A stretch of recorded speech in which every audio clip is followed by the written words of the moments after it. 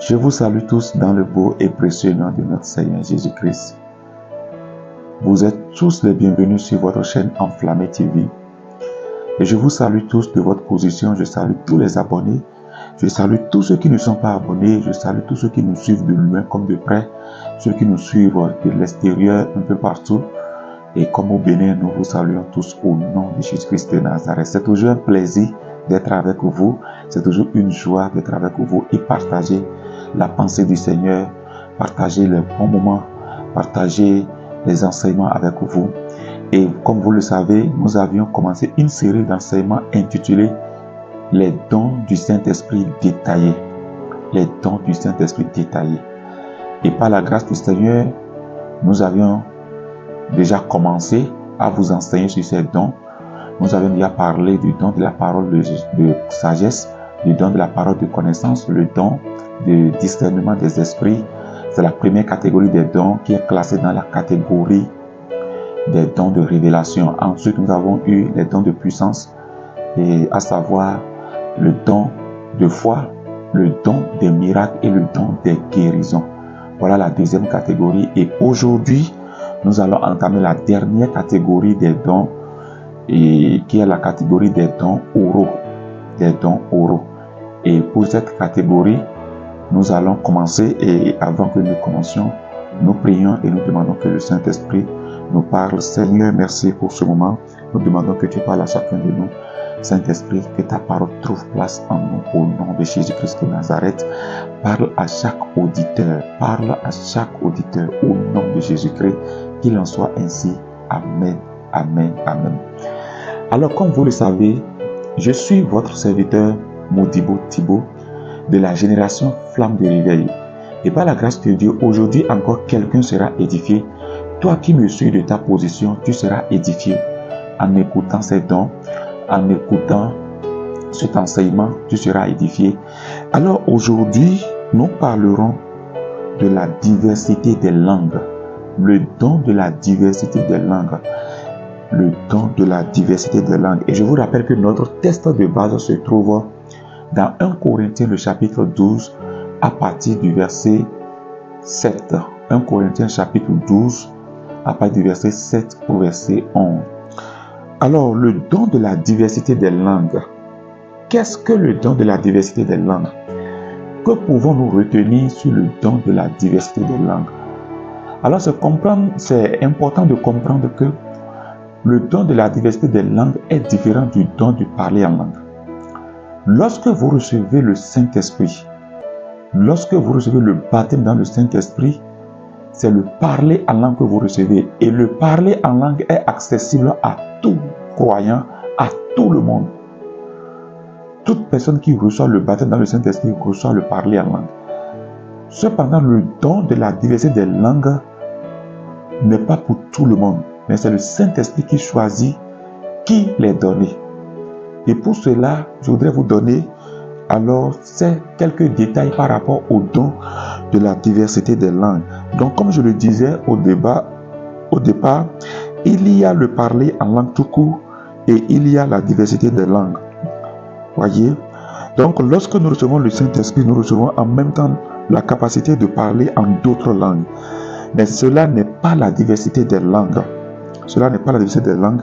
Le texte original ne parle pas en fait de diversité des langues, mais le texte original parle des espèces de langues. Des espèces de langues. Le texte original parle des espèces de langues. Toutes sortes d'espèces de langues. Donc, le don de la diversité des langues signifie en fait qu'il y a un don de langue qui se manifeste avec diverses formes. Et non simplement que l'on peut parler de diverses langues. Les dons de l'esprit étant donnés pour l'utilité commune. Alors, ces formes sont surtout des formes publiques. Nous pouvons voir cela dans 1 Corinthiens, le chapitre 12, à partir du verset 7.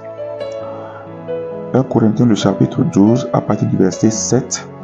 Et aussi 1 Corinthiens, le chapitre 14, à partir du verset 12. 1 Corinthiens, chapitre 14, verset 12. Alors nous allons voir les diverses formes.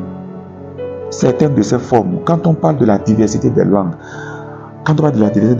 la première forme de la diversité des langues, c'est le fait de donner publiquement une langue, c'est-à-dire un message en langue qui doit être interprété. Le fait de donner un message en langue qui doit être interprété. Vous pouvez lire cela dans 1 Corinthiens, le chapitre 14, les versets 13, les versets 26 et le verset 27. 1 Corinthiens 14, versets 13, 26 et 27. C'est la première forme de la diversité des langues. La deuxième forme, c'est le fait de parler des langues que ceux qui sont présents comprennent. Le fait de parler des langues que ceux qui sont présents comprennent et qui sont une véritable prophétie ou une prédication pour eux. Cela s'est passé dans Actes 2, verset 8. Actes 2, verset 8. Actes 2, verset 8. Vous pouvez lire cela. 1 Corinthiens, le chapitre 14, verset 2 aussi, vous pouvez lire cela. Donc, lorsqu'on parle de le fait de parler dans des langues que des gens comprennent, là, Dieu donne la capacité à la personne qui exprime la langue. C'est-à-dire, Dieu te donne la capacité à un moment T de t'exprimer dans une langue du milieu que tu ne connais pas. Waouh! Ça, c'est puissant. Ça, c'est la diversité des langues. Dieu te donne la capacité de s'exprimer dans une langue du milieu que toi-même tu ne connais pas. C'est le Saint-Esprit qui te donne cette capacité. Et cette capacité est accordée à ceux qui ont le don de la diversité des langues. Voyez, le don de la diversité des langues. Donc, Dieu, dans une situation particulière, permet aux gens de prêcher, de prophétiser dans la langue du pays où ils ne se trouvent pas, sans que ceux-là ne connaissent cette langue auparavant. Nous avons eu plein de témoignages où, par exemple, des gens se sont retrouvés dans des pays tels que la Chine, qui ne sont pas des Chinois, et lors du culte, ces personnes ont commencé par parler en langue chinoise. Ces personnes ont commencé par prophétiser en langue chinoise. Et tous ceux qui étaient là l'entendaient, mais lui-même qui parlait ne comprenait pas ce qu'il disait. Parfois c'est un message, parfois c'est une exhortation, parfois c'est un avertissement, parfois peut-être c'est une confirmation que Dieu donne à quelqu'un. Et Dieu, pour montrer à la personne que c'est Dieu qui parle, Dieu n'utilise pas la personne, Dieu n'utilise pas un autochtone pour lui parler, mais Dieu utilise un étranger qui ne comprend pas la langue pour lui parler dans sa langue. Et je prie que le Seigneur te fasse cette grâce au nom de Jésus. Le don de la diversité des langues est un don dont nous avons besoin, parce qu'il y a des milieux où nous allons, où nous ne trouvons pas d'interprète. Et nous sommes appelés à prêcher l'évangile. Nous sommes appelés à parler à quelqu'un. Voilà qu'il n'y a personne qui comprend notre langue et qui peut interpréter.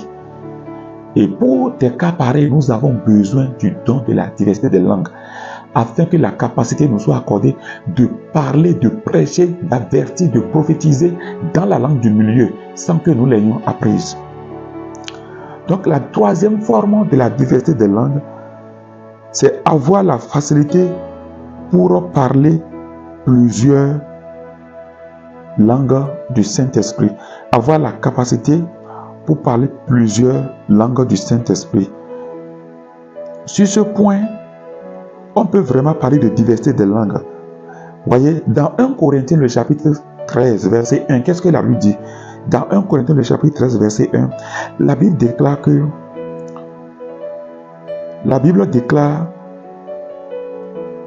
qu'on peut avoir la possibilité de parler la langue des hommes et des anges. Waouh! On peut avoir la possibilité de parler la langue des hommes et des anges. Donc, quelqu'un qui parle, l'expérience a prouvé que quelqu'un qui parle régulièrement en langue peut avoir la possibilité de se retrouver à parler en langue. Il peut avoir la possibilité d'intervenir dans plusieurs parler en langue. Le Seigneur lui donne cette possibilité. Et cela se retrouve aussi dans le don de la diversité des langues. Donc, il y a le parler en langue qui suit le baptême dans le Saint-Esprit. Il y a le don des langues qui se manifeste sous plusieurs formes, comme nous vous l'avions dit, que le Seigneur manifeste. Et il y a aussi la possibilité de parler plusieurs parler en langue.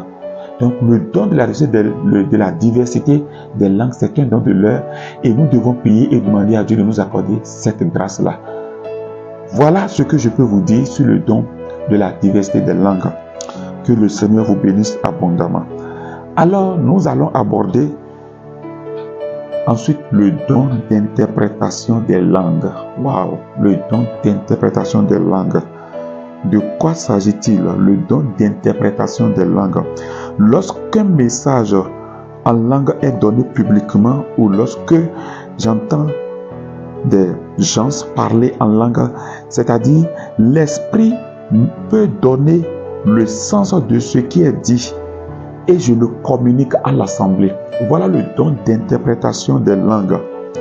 Il ne s'agit pas de traduction ici. On ne parle pas de traduction des langues, mais on parle d'interprétation des langues. On parle d'interprétation des langues. C'est-à-dire quoi? Dieu te donne la capacité. Vous savez, lorsque vous êtes dans un public ou bien dans un culte et que quelqu'un commence par parler en langue, lui seul commence par parler en langue, la langue qu'il parle, personne ne comprend ce qu'il dit.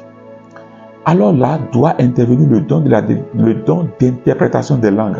C'est-à-dire, pendant que l'autre parle en langue, toi, Dieu te donne la capacité de comprendre le sens de ce qu'il dit. Il ne s'agit pas de traduire, on ne parle pas de traduction, on parle d'interprétation. Il y a une nuance entre la traduction des langues et l'interprétation des langues. Il y a une nuance. Donc, l'interprétation, c'est capter le sens de ce qui se dit.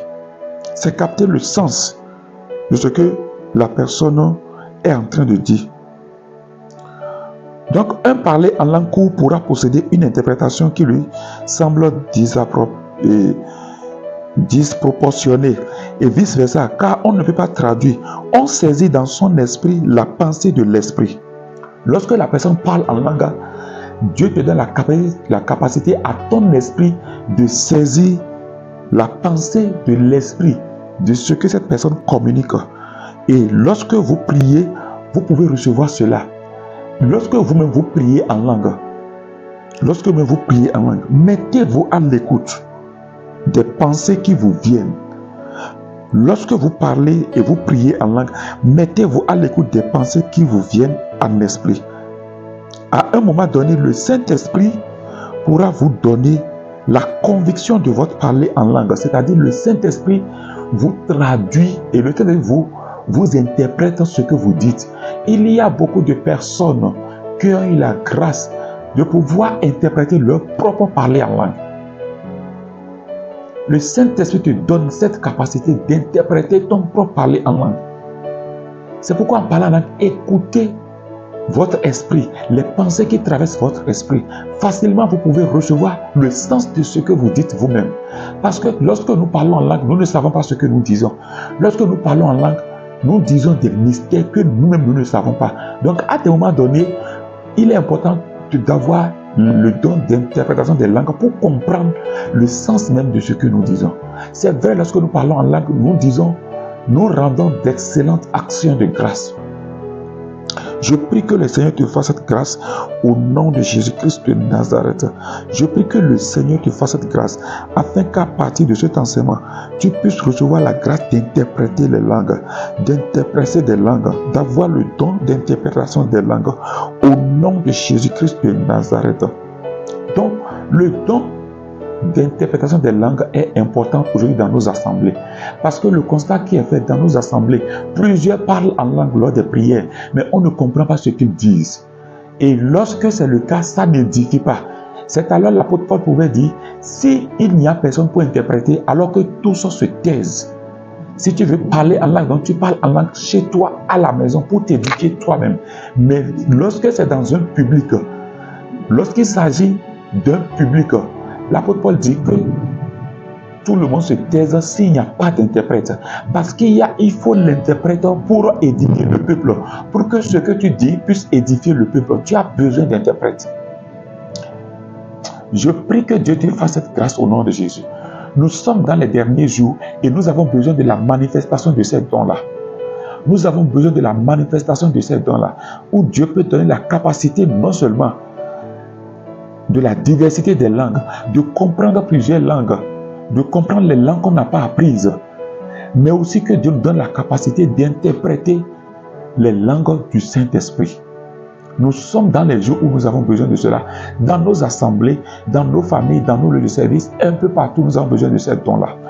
Alors, aujourd'hui, nous allons nous arrêter sur ces deux dons. N'oubliez pas, nous avions parlé du don de diversité des langues et du don d'interprétation des langues. Et par la grâce de Dieu, la prochaine fois, nous allons terminer cet enseignement par le don des prophéties. Ça, c'est un peu plus large. C'est un enseignement c'est une partie plus vaste. Donc, la fois prochaine, soyez à l'écoute. Nous allons vous donner les détails sur le don de la prophétie. Que Dieu te bénisse là où tu me suis. Et je demande que la grâce te soit accordée. Que Dieu te fasse la grâce au nom de Jésus-Christ de Nazareth. Que Dieu te donne la grâce afin que le don d'interprétation des langues, le don de diversité des langues te soit accordé, soit ta proportion au nom de Jésus-Christ de Nazareth. La main de Dieu est sur toi. Au nom de Jésus-Christ de Nazareth. Si tu es édifié par cet enseignement, partage cet enseignement. Partagez cet enseignement à tous ceux-là que vous connaissez. Partagez l'enseignement et surtout abonnez-vous. Pour ceux qui ne se sont pas encore abonnés, abonnez-vous s'il vous plaît. Je vous en prie, abonnez-vous massivement sur notre chaîne Enflammé TV. Et restez toujours branchés parce qu'il y a toujours de bonnes choses. Il y a de nouvelles choses qui s'annoncent encore sur votre chaîne préférée, Enflammé TV, la chaîne qui enflamme et qui embrase. Alors soyez bénis dans le nom de Jésus-Christ de Nazareth. Demeurez bénis de votre position et que la paix du Seigneur soit votre partage. Au nom du Père, au nom du Fils, au nom du Saint-Esprit. Alors nous disons à très bientôt. Ciao, ciao. Bye bye.